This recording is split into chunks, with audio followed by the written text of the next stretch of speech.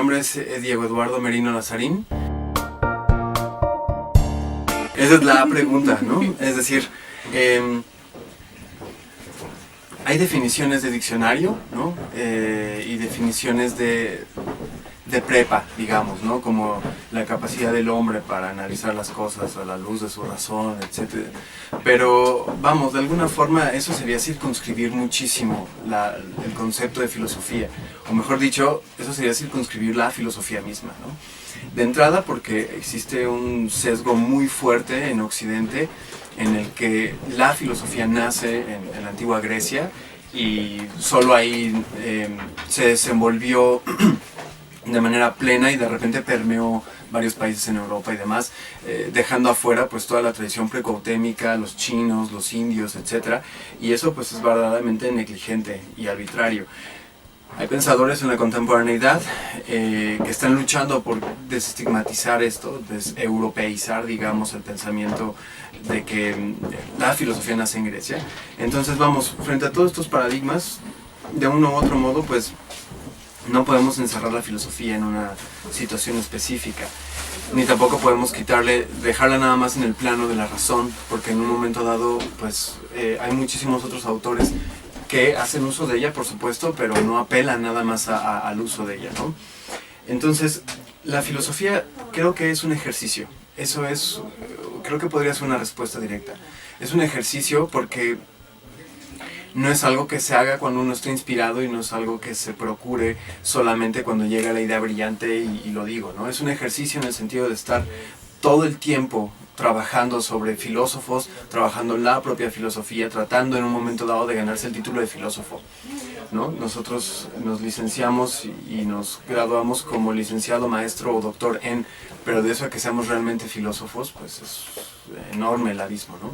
Creo que la filosofía es eso, es un ejercicio y es un ejercicio que como tal implica una disciplina y esto es trabajo constante diario, ¿no? Creo que esa es la filosofía, un ejercicio.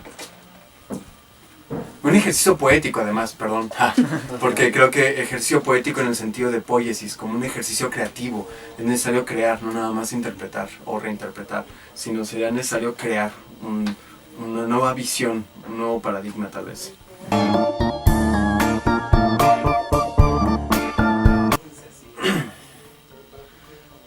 Creo que solo nosotros podemos ser filosofía y esto no es especista, es decir, los bonobos que se parecen tanto a nosotros, los chimpancés, los orangutanes, incluso los delfines, hasta el día de hoy parece ser que no hacen filosofía, ¿no? Entonces, cuando digo que la filosofía es solo nuestra, no es especista, no es que por eso seamos superiores a ellos, es solamente que hay una constitución específica en nosotros que nos faculta hacer filosofía. Entonces, antes de que hubiera filosofía, ¿había filosofía? Pues me parece una pregunta interesante, con rasgos taimados, ¿no?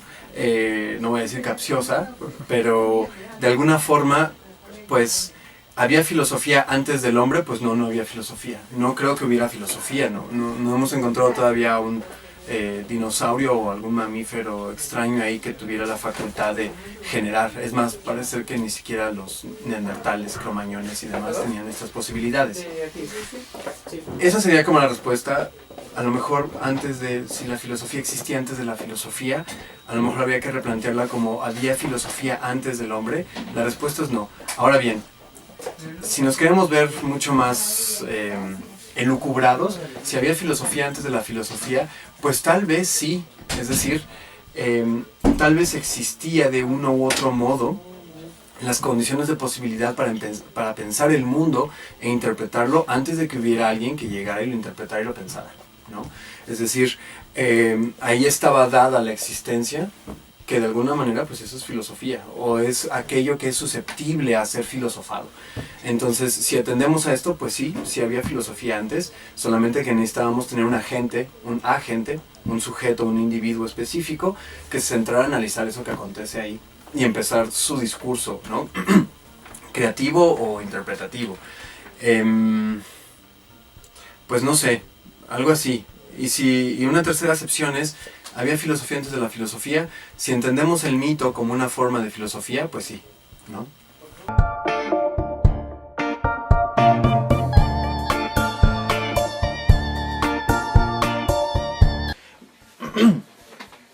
La diferencia, digamos, bueno, tres diferencias específicas.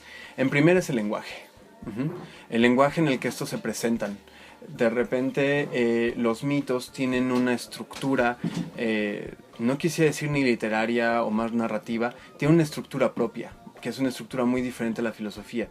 Y esto lo podemos encontrar en todas las culturas, ¿no? Es decir, no es lo mismo los mitos griegos que la filosofía griega, ni tampoco los mitos indios, chinos y su filosofía. Aunque en Oriente, hay que decirlo, de repente hay una sutileza entre las divisiones, que no se nota con tanta facilidad, o mejor dicho, que se nota con mayor facilidad la diferencia después de los presocráticos, en el que ya es pues más formal, ¿no? Entonces, bueno, de entrada el lenguaje. En segundo, la segunda diferencia, y creo que esta es la más importante, es la intención. La intención de cómo se va a interpretar el mundo. La intención es fundamental entre el mito y la filosofía, porque no es que el mito sea una forma arcaica de filosofía, al contrario, es un esfuerzo extraordinario y verdaderamente poético, otra vez, de interpretar la realidad, y no por eso es menor a la filosofía. Pero la intención implica, digamos, la segunda gran diferencia entre mito y filosofía. La intención del mito es interpretar el mundo, pero asimilándolo. Es decir, yo no puedo... Vamos a ver todos juntos, ¿no? Batman contra Superman o Civil War, ¿no? Que es nuestra nueva mitología. Buena o mala, eso no está a discusión, o si es genocidio cultural o no, eso es lo de menos. Pero vamos a ver Civil War, a estos mitos contemporáneos, y ojalá que la película sea lo suficientemente buena como para que salgamos con ganas de ser la Viuda Negra y Iron Man y jugar un rato afuera del cine. Ese mito es asimilado por mí, y cuando lo asimilo lo sublimo. Entonces toda la moralidad del Capitán América, toda la destreza o los ideales o el arete, por decirlo de alguna forma, cuando hablo de arete no hablo de arete sino de arete como excelencia griega, de la Viuda Negra, nos apropiamos de este mito, lo sublimamos y acontece en nuestra vida. La filosofía no siempre. Puede haber un texto voluminosísimo en el que nada más se nos habló de cómo interpretar el mundo, de cómo entendemos la existencia, etc. Y ya, lo cerramos y ya, ¿no? Es mucho más frío. Creo que es una gran diferencia. Y la tercera diferencia, pues no se me ocurre una ahorita, entonces tendría que improvisar. Pero, vamos, que la filosofía en la contemporaneidad se considera un facilitador para convertirse en un rumiante sagrado, ¿no? Para convertirse en una vaca sagrada. Y el mito queda relegado al olvido, y yo creo que pues esto es bastante penoso, tanto que la filosofía sirva nada más para hacerse vaca sagrada como para el mito que se haya olvidado, ¿no? Entonces, pues creo que la diferencia final sería esta: la filosofía sigue vigente, el mito está escondido y relegado muchas veces.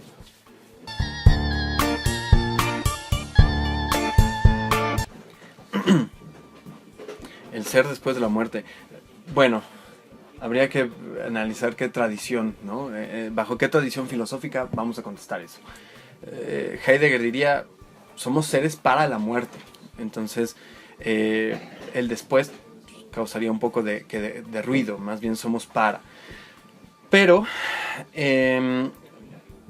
no me especializo en Heidegger, ni mucho menos.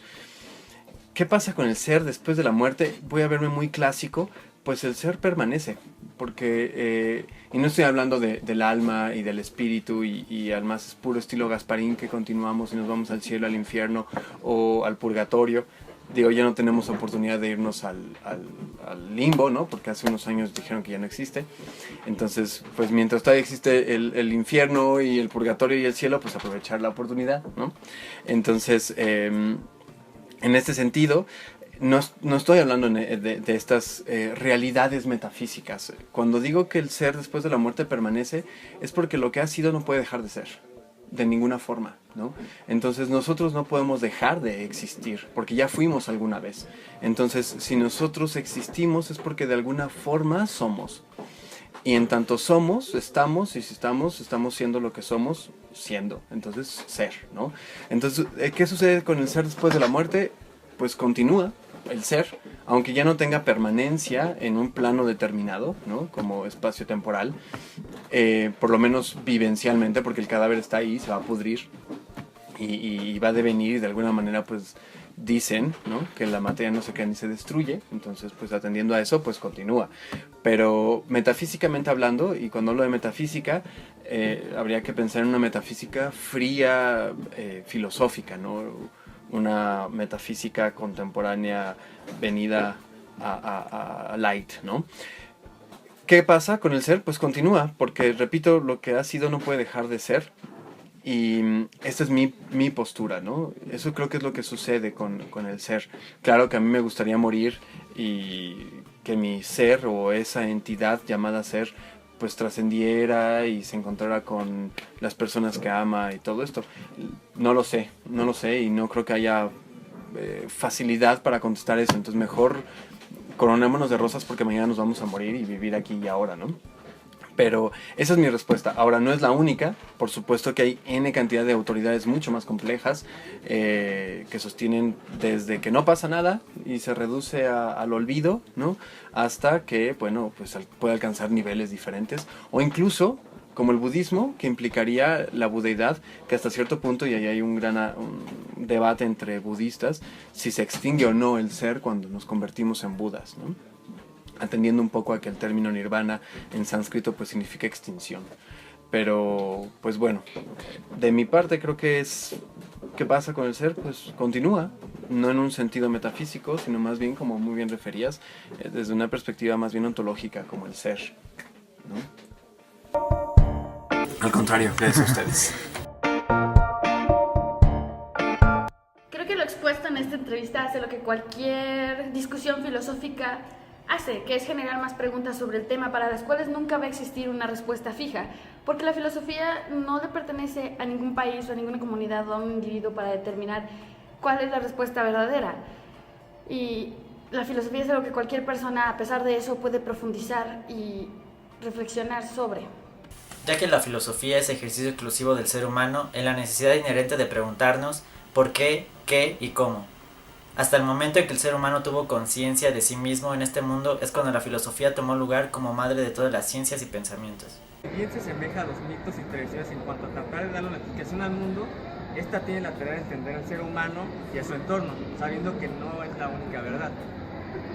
El mito busca ser la única explicación, mientras que la filosofía es flexible. Siempre hay un constante devenir de la verdad y del ser. Uno no puede dejar de ser. No puede dejar de ser mencionado o recordado a través del linaje, obras o proyectos dejados. ¿Qué pasa con el alma? Es una cuestión que aún se analiza. La cultura, si bien puede encadenarnos a ella misma, nuestra tarea es afrontar las propias barreras culturales para conocer lo que se encuentra más allá. El lenguaje es ese obstáculo frente al cual podemos simplemente detenernos o superarlo.